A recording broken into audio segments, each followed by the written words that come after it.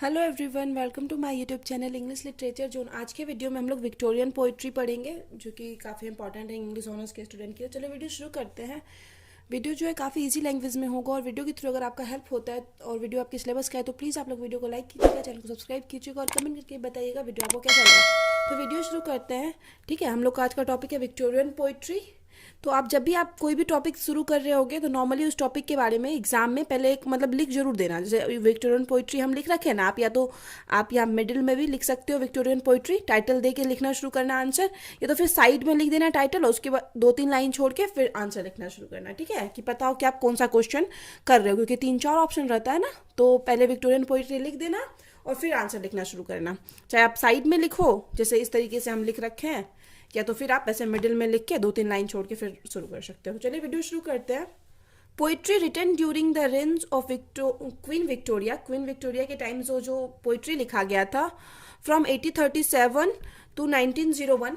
1837 से 1901 के बीच का जो मतलब राज्य था क्वीन विक्टोरिया का, is defined as Victorian poetry. ये विक्टोरियन पोइट्री के मतलब एज के रूप में डिफाइन किया जाता है। It was the era of material affluence. यह एरा जो था मटेरियल एफ्लुएंस का था, मतलब यानी भौतिक चीज़ों की समृद्धि बढ़ती जा रही थी। पॉलिटिकल कॉन्शियसनेस का एज भी था, मतलब पॉलिटिकल जागरूकता आ रही थी, राजनीतिक चीज़ों में लोग इंटरेस्ट लेने लगे थे। इंडस्ट्रियल एंड मैकेनिकल इन्वेंशन भी किए जा रहे थे। साइंटिफिक एडवांसमेंट, मतलब साइंस में भी थोड़ा एडवांसमेंट आ रही थी, उन्नति कर रहा था साइंस भी। एंड एजुकेशनल एक्सपेंशन, और एजुकेशन भी आगे बढ़ रहा था। ठीक है, विक्टोरियन एरा में, विक्टोरियन एज में। This age comes after the romantic age. ये एज कब आता है? रोमांटिक एज के बाद। रोमांटिक एज में कौन कौन आता है? जैसे PB Shelley, John केट्स, William Wordsworth, तो उनकी मृत्यु हो जाती है विक्टोरियन एरा या आते आते। ठीक है, तो ये एज आता है विक्टोरियन एज, रोमांटिक एज के बाद। एंड इंड्स विथ, और खत्म होता है the turning of modern age. Modern age आने के बाद जो है विक्टोरियन एज जो है खत्म हो जाता है ऑफ 20th सेंचुरी में। अब है आगे Victorian poetry just like the different branches of Victorian literature. Victorian literature का एक अलग ब्रांच है। विक्टोरियन एज में ढेर सारा चीज लिखा गया, नॉवेल्स लिखा गया, ड्रामा लिखा गया, ढेर सारा चीज लिखा गया। तो उसी तरह पोइट्री भी एक ब्रांच है विक्टोरियन एज का। Is found to be dominated by the social thoughts of the age. इस पे मतलब किस चीज से असर है, ज्यादा प्रभावित है? Social thought. विक्टोरियन एज के सोशल थॉट, सामाजिक थॉट्स का काफी असर दिखता है विक्टोरियन पोइट्री पे। Victorian era has produced lots of poets. Victorian era में भी ढेर सारे ऑथर पोइट्स हुए हैं, कवि हुए हैं। हुज पोइट्री, जिनकी जो पोइट्री है, कविताएं हैं, influence the entire English generation.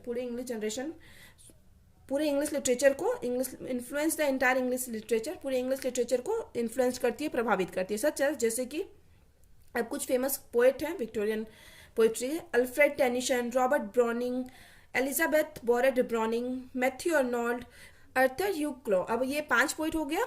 तो टोटल 5 पोइट के बारे में हम लोग थोड़ा डिटेल में पढ़ेंगे। तो सबसे मेन और सबसे इंपॉर्टेंट पोइट है विक्टोरियन पोइट्री के, विक्टोरियन एज के जो पोइट है उनमें सबसे इंपॉर्टेंट है अल्फ्रेड टेनिसन। ठीक है, Alfred Lord Tennyson was the most representative poet of Victorian as. मतलब बहुत ज़्यादा रिप्रेजेंटेटिव पोएट है, मतलब सबसे ज़्यादा रिप्रेजेंट करने वाले विक्टोरियन एज की पोइट्री को यही है, अल्फ्रेड टेनिसन है। Tennyson's poetry has all the qualities. Tennyson की जो पोइट्री थी उनमें सारी क्वालिटीज थी of England greatest poets. England के जो महान पोइट है, पीबी शैली, वर्ड्सवर्थ, जॉन केट्स, सारी क्वालिटीज थी टेनिसन के पोइट्री में। सच एज, जैसे कि द ड्रीमनेस ऑफ स्पेंसर, स्पेंसर की तरह ड्रीमनेस थी। Majesty of Milton, John Milton जो है उनकी तरह मेजेस्टी यानी वैभव था उनके पोइट्री में। The natural simplicity of Wordsworth की तरह नेचुरल सिंप्लिसिटी भी था। द फैंटेसी ऑफ फैंटेसी यानी ब्लैक एंड कॉलरिज, ब्लैक और कॉलरिज जो है S T Coleridge, Samuel Taylor Coleridge की तरह फैंटेसी भी था, कल्पना भी था उनकी पोइट्री में। The melody of John Keats, John की की तरह मेलोडी भी था। एंड सैली। ठीक है, ये सारा क्वालिटीज टेनिसन की पोइट्री में था। Being a careful observer of science and philosophy. ठीक है, काफ़ी केयरफुल ऑब्जर्वर थे, मतलब काफ़ी ध्यान देते थे साइंस और फिलोसफी पे। He was deeply impressed by the discoveries. बहुत ज़्यादा इन्फ्लुएंस थे किस चीज़ से? डिस्कवरीज से। जो नया नया खोज किया जा रहा था विक्टोरियन एरा में, उस चीज़ से काफ़ी ज़्यादा प्रभावित थे। And there lies the conflict between, और यही चीज़ अपने पोइट्री में दिखाते हैं, कन्फ्लिक्ट, संघर्ष दिखाते हैं किस चीज़ के बारे में?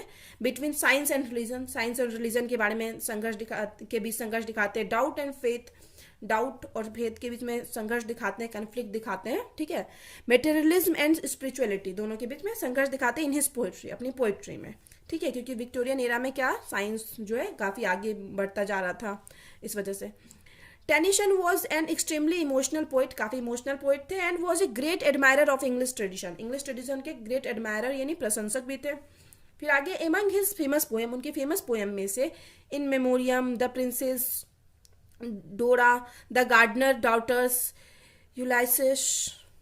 यूलिशियस and the idylls of the king are world famous, ये जो है वर्ल्ड फेमस है, ठीक है। फिर आगे है अल्फ्रेड टेनिसन के बारे में पढ़ चुके हैं। अब सेकेंड है रॉबर्ट ब्राउनिंग, तो रॉबर्ट ब्राउनिंग के बारे में पढ़ते हैं। Robert browning was also a leading poet, ये भी काफ़ी इंपॉर्टेंट थे। टेनिसन के बाद विक्टोरियन पोइट्री में रॉबर्ट ब्राउनिंग का ही नाम आता है। उसके बाद है he is not like so many authors, ये बहुत सारे ऑथर्स की तरह नहीं थे। एन इंटरटेनिंग पोइट, मतलब ये बिल्कुल भी इंटरटेनिंग पोइट नहीं थे अदर पोइट्स की तरह। वन मस्ट सिट अप, मतलब वन का मतलब होता है यहाँ पे कि अगर कोई भी व्यक्ति उनकी पोइट्री को पढ़ रहा है, वन मस्ट सिट अप कि उसको बैठना होगा, एंड थिंक और सोचना भी होगा, एंड बी अलर्ट और काफ़ी अलर्ट रहना होगा। वैन ही रीड्स ब्राउनिंग, जब कोई ब्राउनिंग को क्या कर रहा होगा, पढ़ रहा होगा, मतलब ब्राउनिंग की पोइट्री को पढ़ते वक्त काफ़ी ज़्यादा ध्यान देना होगा। He married to Elizabeth Barrett, वो एलिजाबेथ बैरेट से शादी की है, जो कि हम थर्ड नंबर में बताए हुए हैं, एलिजाबेथ बैरेट ब्राउनिंग, ठीक है, वो शादी किए हुए हैं किससे, एलिजाबेथ बैरेट से। फिर आगे and both husband and wife, और उसके बाद दोनों हस्बैंड और वाइफ जो है ना पोएट डुओ, दोनों क्या किए, डुओ किए, मतलब दोनों मिलकर जोड़ी में कंडक्टेड देयर लव अफेयर्स, अपने लव अफेयर्स के बारे में बताएं, थ्रू वर्सेस एंड प्रोड्यूस्ड, अपने वर्सेस के थ्रू मतलब पोइट्री के through, and produced many tender and passionate poems, और ढेर सारा टेंडर और पैशनेट पोएम प्रोड्यूस्ड किए। फिर आगे है many critic compare browning with Shakespeare, बहुत सारे क्रिटिक जो है शेक्सपियर से भी कंपेयर करते हैं किसको, रॉबर्ट ब्राउनिंग को। His poems expressing some strong emotional emotion, उनकी जो कविताएं होती है कुछ इमोशनल इमोशन को एक्सप्रेस करती है, पर्सनल इमोशन को एक्सप्रेस करती है, और डिस्क्राइबिंग सम ड्रामेटिक एपिसोड, ड्रामेटिक मतलब नाटकीय चीज़ को भी ये कविता के थ्रू दिखाते थे, तो ये सब चीज़ एक्सप्रेस करती है उनकी पोइट्री नॉर्मली। फिर आगे है इन ह्यूमन लाइफ के, and in which the hero himself generally tell the story, जिसमें कि हीरो ही खुद की स्टोरी खुद से बता रहा होता है, इनकी किसमें, कविताओं में ऐसा रहता है। His some famous poems are, उनकी कुछ फेमस पोएम्स है, my last duchess, a woman's last word, man and women, the last ride together, उसके बाद है ड्रामेटिक लिरिक इटी से, ये सब इनके काफ़ी फेमस पोएम है। उसके बाद आगे है एलिजाबेथ बैरेट ब्राउनिंग, जो कि रॉबर्ट ब्राउनिंग की वाइफ थी, ठीक है, उनके बारे में पढ़ते हैं। Elizabeth browning, the wife of Robert browning, was another important figure and occupies a place her on, मतलब एक दूसरी इंपॉर्टेंट फिगर है विक्टोरियन पोइट्री की, एंड ऑक्यूपाइज ए प्लेस, और अपना एक प्लेस ऑक्यूपाई ग्रहण मतलब मिलता है उनको, ग्रहण करती है हर ऑन अपने लिए, among the poets of Victorian as, मतलब खुद से खुद का प्लेस बनाई होती है, जगह बनाई होती है विक्टोरियन एज में, ठीक है, विक्टोरियन पोइट्री में। She is the poetess of humanitarianism and deep pity, वह जो पोएटेस थी किस चीज़ की, ह्यूमैनिटेरिज्म यानी मानवतावाद, और डीप पिटी काफ़ी गहरी दया दिखाती थी अपने पोइट्री में बहुत ज़्यादा।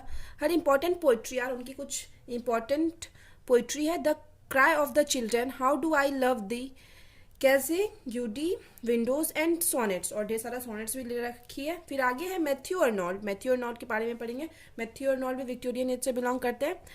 Matthew Arnold was one of the greatest poet of Victorian age के ग्रेटेस्ट पोइट है, but he was considered more a critic than a poet, लेकिन वो मेनली किस रूप में जाने जाते हैं, एक क्रिटिक के रूप में जाने जाते हैं, आलोचक के रूप में। क्रिटिक क्या होता है, जो दूसरों के वर्क को जज करता है, ठीक है।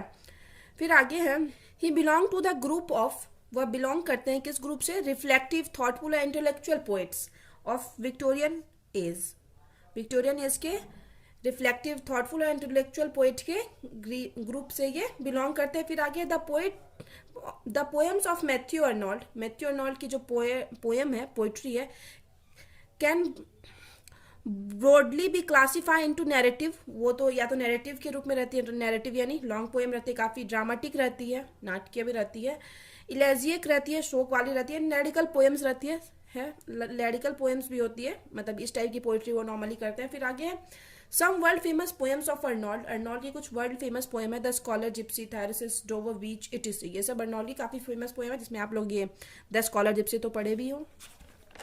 फिर आगे है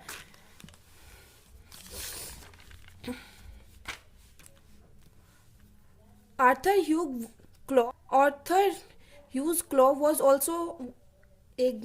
ऑल्सो ग्रेट इंग्लिश पोएट, महान इंग्लिश पोएट थे, एंड एजुकेशनलिस्ट भी थे, और विक्टोरियन एज के। He was the friend of Matthew Arnold, Matthew Arnold के फ्रेंड भी हैं थे। His some famous works are, उनकी कुछ फेमस पोइट्री है, जैसे कि across the sea among the shore, आप लोग देख रहे होंगे, across the sea among the शोर।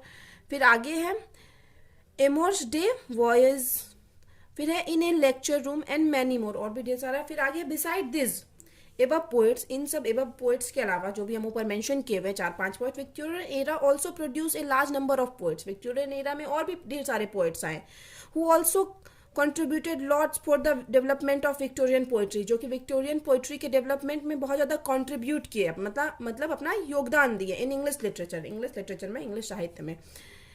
दे आर, वो हैं, कुछ इंपॉर्टेंट पोइट का नाम दिया हुआ है, Rossetti, Swinburne, Morris, Dante Gabriel, and many minor poets, और भी ढेर सारे छोटे मोटे पोइट्स हुए। इंग्लिश लिटरेचर, जो हम लोग का अंग्रेजी साहित्य है, इज नो डाउट, इसमें कोई संदेह नहीं है कि हाईली इंडप्टेड, कि काफ़ी ऋणी रहेगा टू विक्टोरियन पोइट्स का, एंड देयर पोइट्री, और उनकी पोइट्री का। तो यहाँ पे वीडियो खत्म होता है। वीडियो अगर आपको अच्छा लगा, आपके लिए हेल्पफुल है, तो प्लीज़ वीडियो को लाइक कीजिए, चैनल को सब्सक्राइब कीजिए, कमेंट करके बताइए वीडियो आपको कैसा लगा। मिलते हैं नेक्स्ट वीडियो में नेक्स्ट टॉपिक के साथ।